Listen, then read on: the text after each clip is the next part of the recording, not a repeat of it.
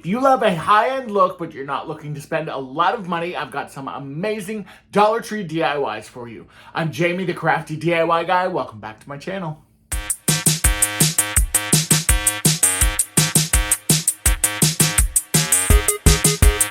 Now for this first project, I'm going to take this carpet square or this carpet rectangle that I picked up from Dollar Tree, and I'm going to add some of these Dollar Tree flowers, and then I'm going to use these wood letters, and I'm going to be using them almost like stencils. Now, you can spell out just about anything. I'm going to spell out welcome on this, and the great thing about this is because the carpet does have these lines in it here, it does allow you to kind of help line up your letters pretty easily. Now, I am using a Rust-Oleum fabric spray paint. This is a fabric spray paint that is specific for outdoors.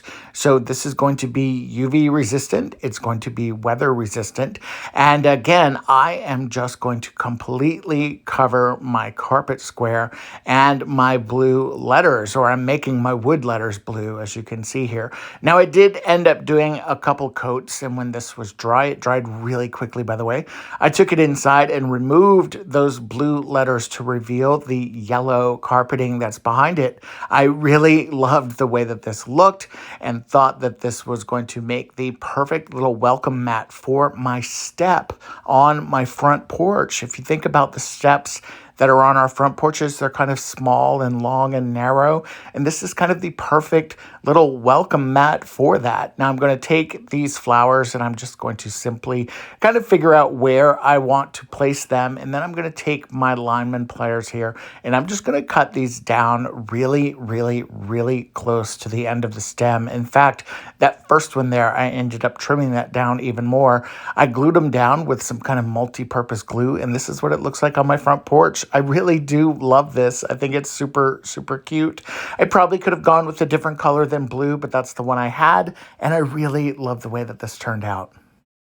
Now, this next DIY is definitely inspired from something that I saw at Kirkland's. If you've not seen these hot pads from Dollar Tree yet, you should definitely grab them because they're really cute. They've got a lot of different patterns to them, and they're fun to use for crafts as well. Now, I've got some succulents, I've got some white rocks, and then I've got 2 glass containers.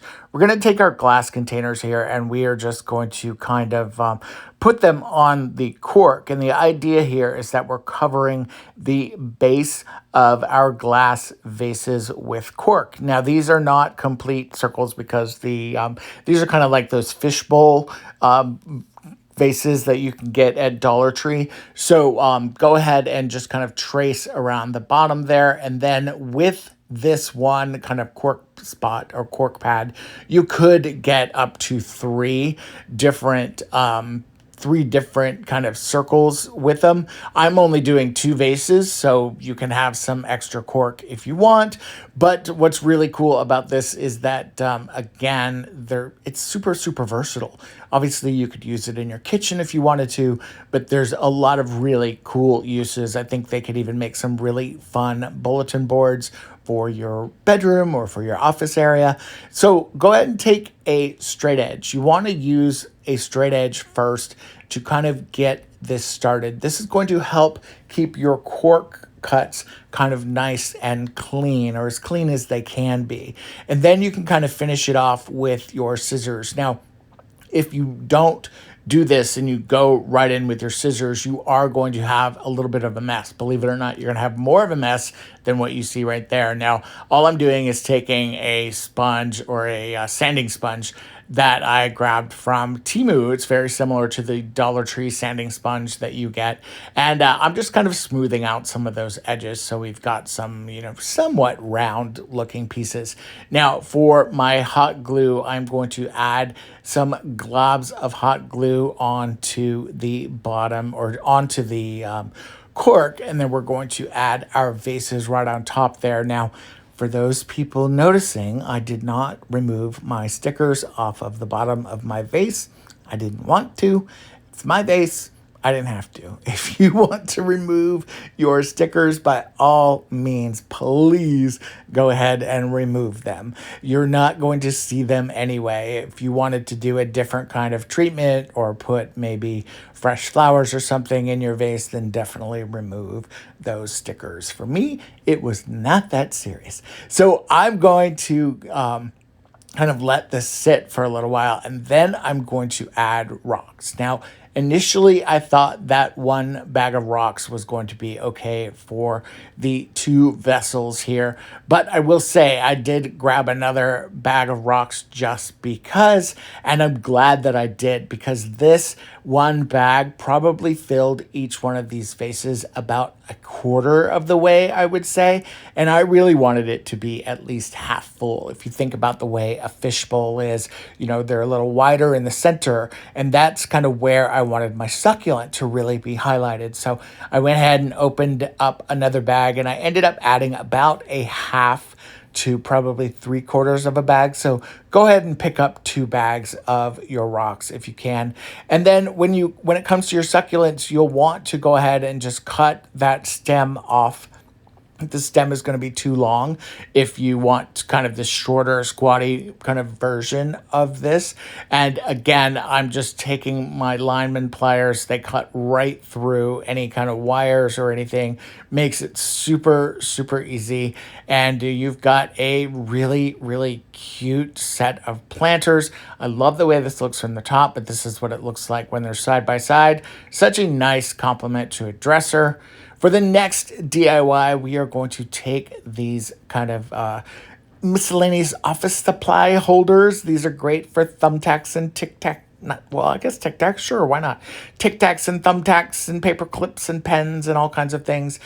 You can get them all the same color if you want. I could not find all of mine in silver, so that's why I've got some silver and some black. So I grabbed 3 of these smaller kind of silver ones. So we're going to glue 2 together like this here, and if you hold together your hot glue, it's going to hold just fine. And then we're going to add this dome to the top of this, because we're going to put this kind of larger black one on the top of this. So go ahead and you're going to line up your seams here, because you don't have to really do that if you didn't want to. I wanted to do that because I am going to be painting this, and so just kind of acknowledge where your seams are on your office supply vases things. You'll see what I'm talking about when we paint it and when we get everything done. So I'm adding hot glue to the top of this here because, again, I am going to kind of make this whole kind of dome structure out of this. I saw this vase that I thought was really cool, and I was going to make it with some plastic cups and different things, but I couldn't find enough of the cups in the shapes that I wanted. But then when I saw these, I was like, well, this could work, and this could be a different variation, because this could be something that goes out on my front porch and sits on the little side table. So we're going to go ahead and glue these together like this. And again, you can kind of see where all of those seams were matched up. We're just going to kind of squish this together until it starts to hold. And then you've got something like this. Now, I took mine outside. I spray painted it blue.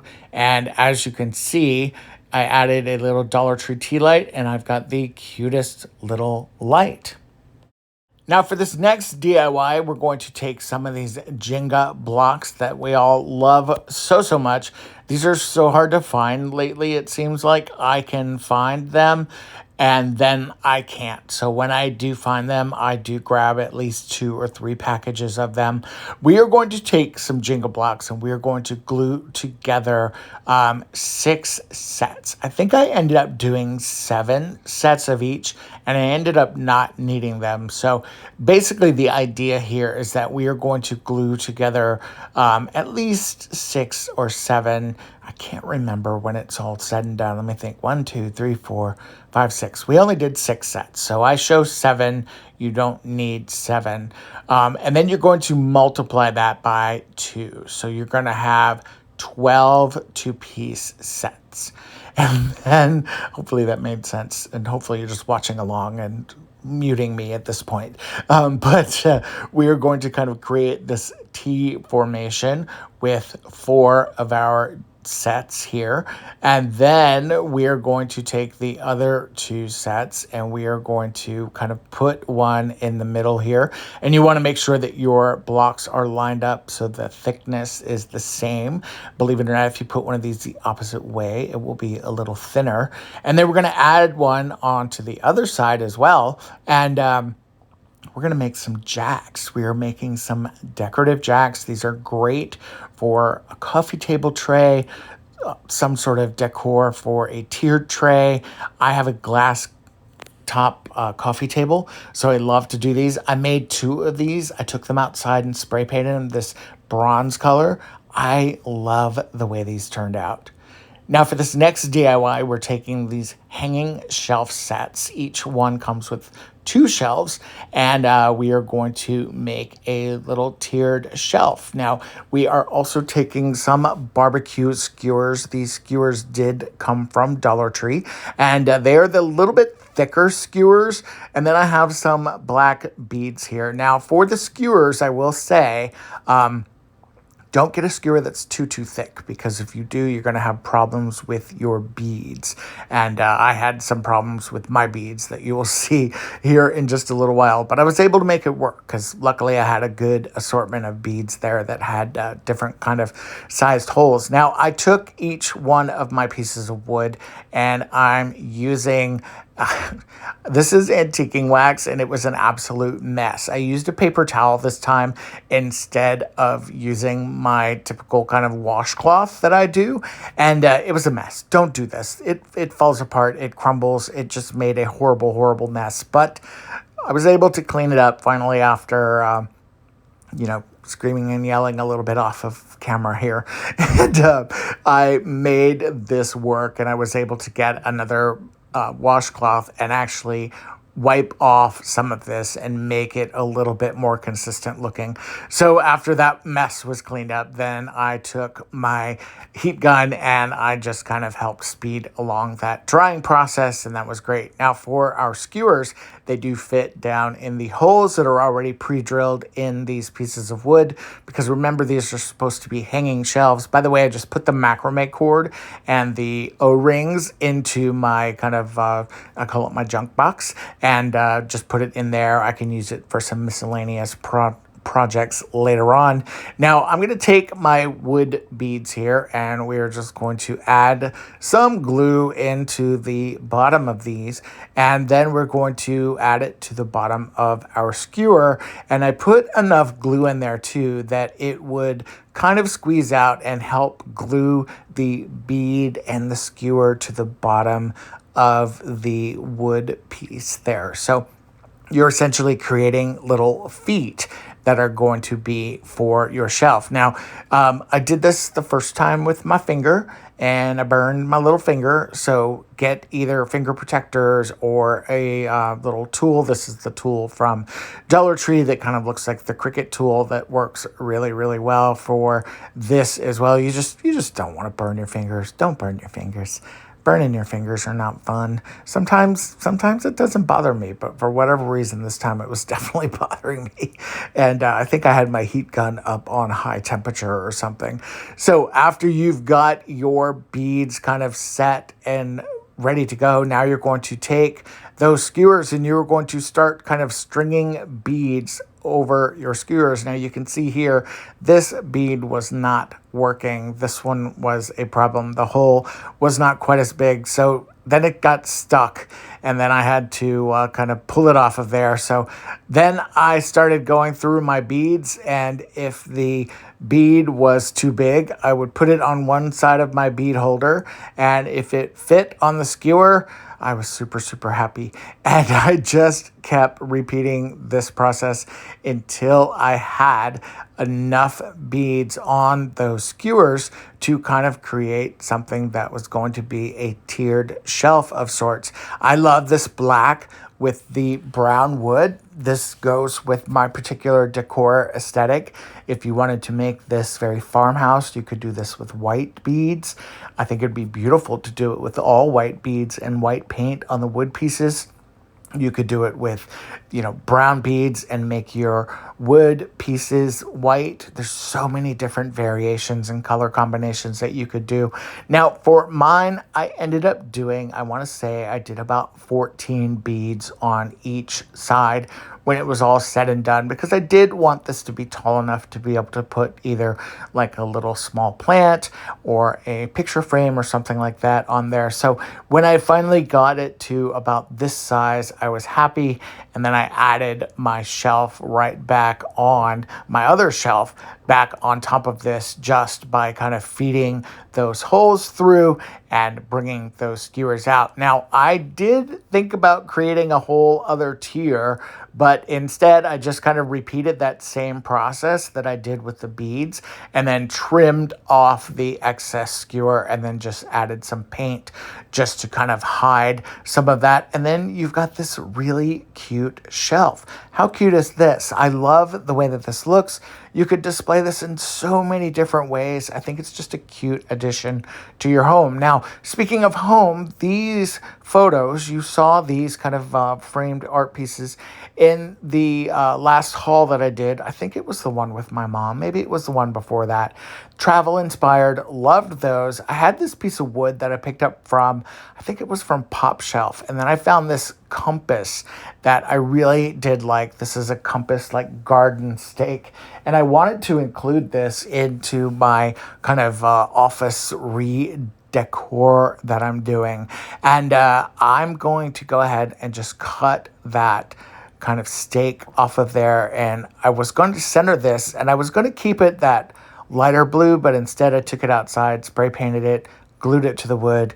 Easy peasy. All right, you guys, that's everything for today. Let me know in the comments below which projects were your favorite. I am super excited about the little beaded shelf. That's going to be definitely something I keep. That's going to be here in my home decor. I am also wanting to say thank you to all of you for being so sweet to my mom when she was here. She really enjoyed that video, and she's really enjoyed reading all of your sweet comments and everything as well. I am close to hitting 100,000 subscribers. I'm kind of creeping up to 80, and I would love to hit 100,000 subscribers by the end of the year. So if you don't mind, share my channel with people, talk about me. I would be so appreciative. And if you're not already subscribed, or even if you think that you're subscribed, double check it. You never know.